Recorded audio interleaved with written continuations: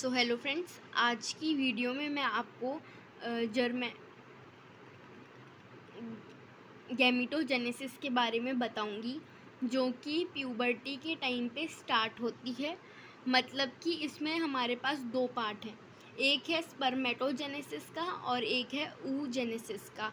तो स्पर्मेटोजेनेसिस वो है जिसमें स्पर्म जो है वो कैसे बॉडी के अंदर प्रोड्यूस हो रहे हैं, इस बारे में बताया गया है। और जो oogenesis है वो ओवा के फॉर्मेशन के बारे में बताया गया है। तो इन दोनों में एक तो कॉमन चीज़ ये है कि इसमें 3 फेजेस होते हैं। एक फ़ेज़ होता है मल्टीप्लिकेशन फ़ेज़, दूसरा होता है ग्रोथ फ़ेज़ और तीसरा होता है मैच्योरेशन फ़ेज़। तो जो स्पर्मेटोजेनेसिस है उसमें ये तीनों ही फ़ेजेस जो हैं बहुत ही ज़्यादा जल्दी कंप्लीट हो जाते हैं, पर ओवा के अंदर नहीं होते। मतलब oogenesis में ये तीनों पार्ट बहुत ही स्लोली होते हैं।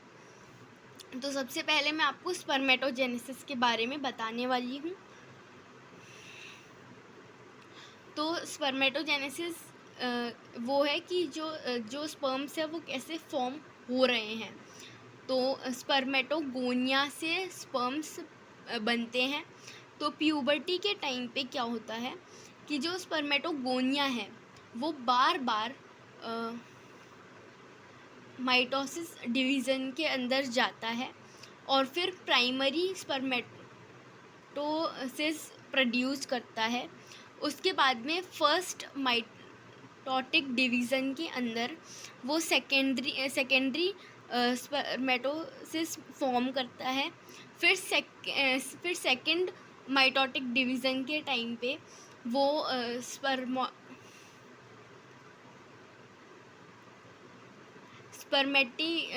स्पर्मेटिड्स फॉर्म करता है और फिर डिफ्रेंशिएशन के टाइम पे वो स्पर्मेटोजोनिया फॉर्म करता है। तो इसमें हमको देखने को मिलेगा कि वो बार बार 2n डिवीज़न कर रहा है और लास्ट में 4n बना दे रहा है। इस प्रोसेस को हम लोग स्पर्मेटोजेनेसिस बोलते हैं।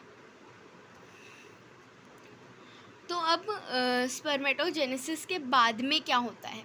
स्पर्मेटोजेनेसिस के बाद में जो स्पर्म है उसका स्ट्रक्चर फॉर्म होता है। मतलब स्पर्म का स्ट्रक्चर कैसा होता है वो इसमें हमें बताया गया है। तो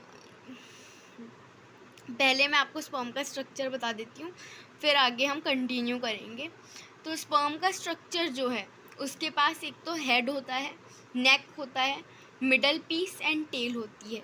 हेड में क्या क्या होता है, हेड एक तो उसका हैप्लॉइड न्यूक्लियस है और उसके अंदर एक्रोसोम प्रेजेंट होते हैं, जो कि एक टाइप का एंजाइम है जो कि हेल्प करता है फर्टिलाइजेशन के टाइम में ओवम के अंदर जाने के लिए। फिर मिडल पीस जो है उसका मतलब जो बॉडी है उसमें बहुत सारे माइक्रोकॉन्ड्रिया प्रेजेंट होते हैं और वो एनर्जी प्रोड्यूस करते हैं ताकि टेल जो है वो मूव कर सके। और टेल का जो फंक्शन है वो ये है कि जो स्पर्म है वो इजीली जा सके ओवम के पास। तो ये इसका स्पर्म का जो है वो स्ट्रक्चर है। अभी यहाँ पे जो हमें बताया गया है वो स्पर्मेटोजेनेसिस के बारे में है।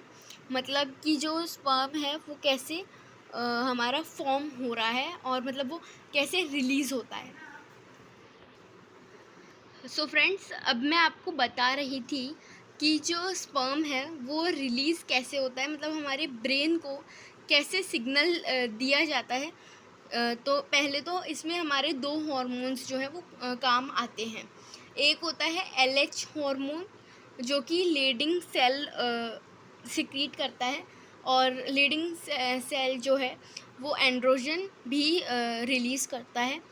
और FSH हार्मोन जो है वो भी रिलीज़ होता है ताकि जो सर्टोली सेल्स हैं वो भी फ्लूइड को रिलीज़ कर सकें। तो इसी के साथ में जो हमारा स्पर्मेटोजेनेसिस का प्रोसेस है वो ख़त्म होता है।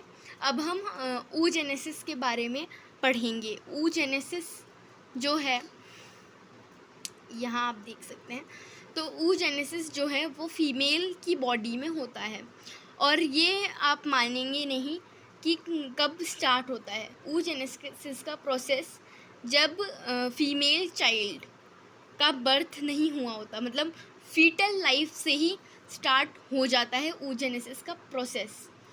तो इसमें क्या क्या होता है मैं आपको बताऊंगी। तो जो हमारे फीमेल की बॉडी में जो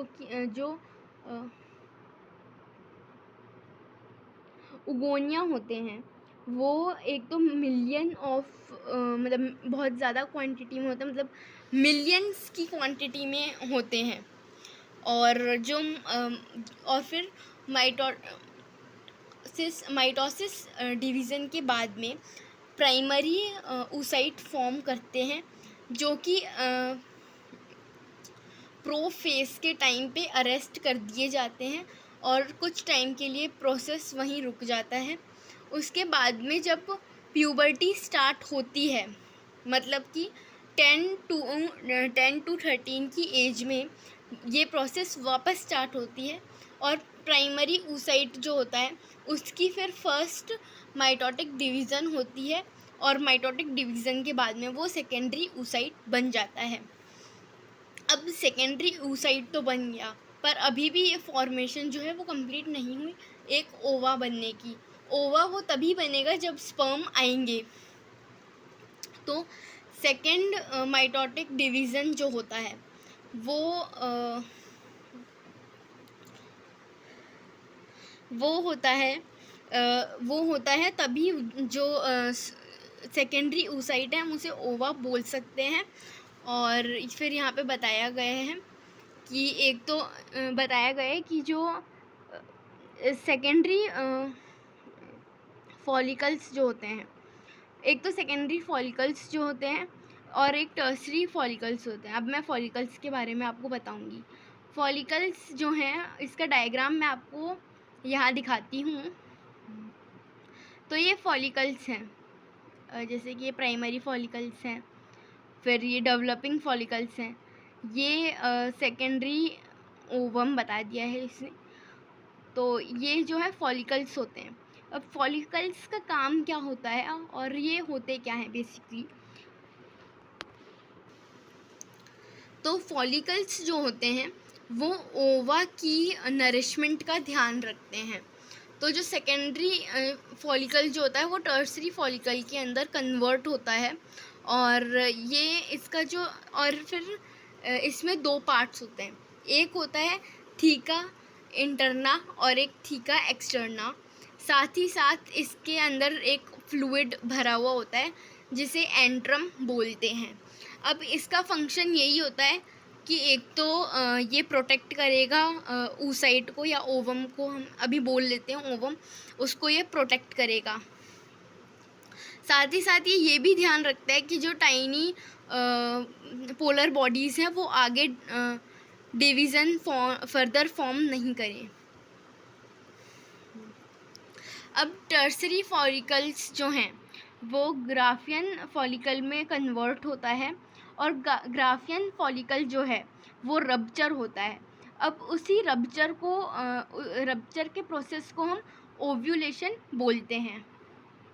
और यहाँ पे बताया गया है कि सेकेंडरी oocyte जो होता है वो एक न्यू मेम्ब्रेन फॉर्म करता है जिसे जोना पेरिसिडा बोलते हैं। यहाँ पे इसका एक थोड़ा डिटेल डायग्राम बताया गया है, ये भी मैं आपको एक्सप्लेन करती हूँ। तो यहाँ पे जैसे कि आप देख सकते हैं कि प्राइमरी फॉलिकल्स फॉर्म हो रहे हैं और ये डेवलप हो रहे हैं। सेकेंडरी, ये जो है ये सेकेंडरी फॉलिकल है, और ये टर्सरी फॉलिकल जो है ये है, इसे ही हम ग्राफियन फॉलिकल भी बोल देते हैं।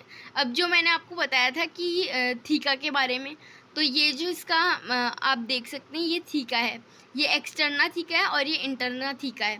इसके अंदर ये जो कैविटी है इसके अंदर एंट्रम फिल है, और ये हमारा ओवम है। तो अब नेक्स्ट क्या होगा कि जो ये ग्राफियन फॉलिकल है ये रप्चर होगा और ओवम जो है वो रिलीज़ हो जाएगा हमारे उसमें फिलोपियन ट्यूब्स के अंदर। अब ये यहाँ पे जो ये है, ये इसे हम कॉर्पस लूटियम बोलते हैं, ये कॉर्पस लूटियम है। तो इसी के साथ आपका ये टॉपिक भी एंड होता है। अब मेंस्ट्रुअल साइकिल जो है वो मैं आपको नेक्स्ट वीडियो में बताने वाली हूँ। इसी के साथ मैं ये वीडियो एंड करती हूँ। कोई भी डाउट हो तो कमेंट सेक्शन में आप पूछ सकते हैं। तो thank you and bye bye.